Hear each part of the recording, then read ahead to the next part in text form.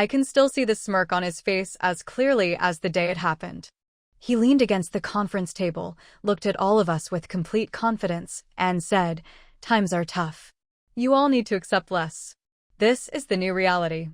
Mr. Jonathan Hale, our CEO, had just announced significant salary reductions, frozen promotions, and cuts to our bonuses and benefits.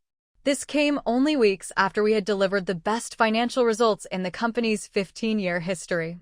I sat there in shock. 10 years of my life I had given to this company. 10 years of loyalty, of choosing work over my own family, of believing that hard work and dedication would be valued. In that moment, watching him smirk while telling us to accept less, I felt something deep inside me shatter. One of my colleagues asked quietly, "Jonathan, we just broke all the records." He chuckled softly and replied with that same arrogant smirk, "Exactly. So now you can do the same with less. Accept it gracefully." The room went silent. I felt a mix of anger, sadness, and disbelief wash over me. That evening, I drove home with tears blurring my vision. His smirk and words kept replaying in my mind. How could the man I had respected for so long speak to us with such disregard? I thought about my mortgage, my daughter's future, and all the sacrifices I had made.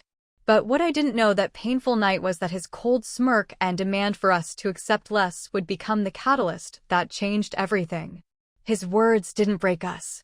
They united us in ways he could never imagine. The weeks that followed were emotionally draining. The office, once full of energy and collaboration, became quiet and heavy. People stopped volunteering for extra projects. The motivation that used to drive us disappeared almost overnight. A few of our best team members began updating their resumes in secret. Jonathan, however, seemed untouched by it all. He continued to enjoy his luxurious lifestyle, new car, expensive vacations, and regular business trips, while telling us we had to tighten our belts. Every time someone tried to express concern, he would repeat the same line with that irritating smirk, "Accept less. This is the new normal." His attitude broke my heart. I felt profoundly betrayed by the person I had once defended and believed in. One late night, while finalizing some reports, I stumbled upon documents I was never supposed to find. Hidden financial records showed large personal bonuses Jonathan had given himself and a few close allies. Company funds used for personal luxuries, all while claiming we needed to accept less to save the company.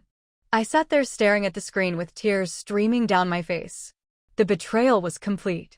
He wasn't managing a crisis. He was enriching himself at our expense. I couldn't stay silent anymore. That weekend, I invited a small group of trusted colleagues to my home. The pain and anger in the room were palpable, but as we talked, something powerful began to shift. By the end of the evening, 16 of us had joined together. We decided we would not quit in defeat. We would respond with quiet strength and truth. For the next 2 months, we worked carefully and secretly. We gathered evidence, created clear reports, and documented every inconsistency. The more Jonathan smirked and told us to accept less, the stronger our determination grew. My heartbreak slowly transformed into focused power. For the first time in a long time, I felt in control of my own story. The day of reckoning came during the quarterly town hall meeting. Jonathan stood at the front, confident as always, ready to announce even more reductions. With that familiar smirk, he began, as I've said before, "You all need to accept less." I stood up slowly. My voice was steady despite my racing heart.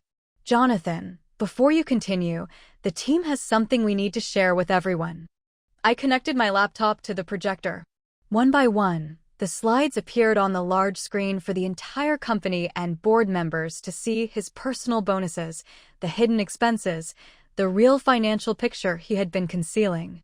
The room fell into complete silence. Jonathan's smirk vanished instantly. He stood there stunned, his face pale, completely frozen as the truth unfolded before everyone.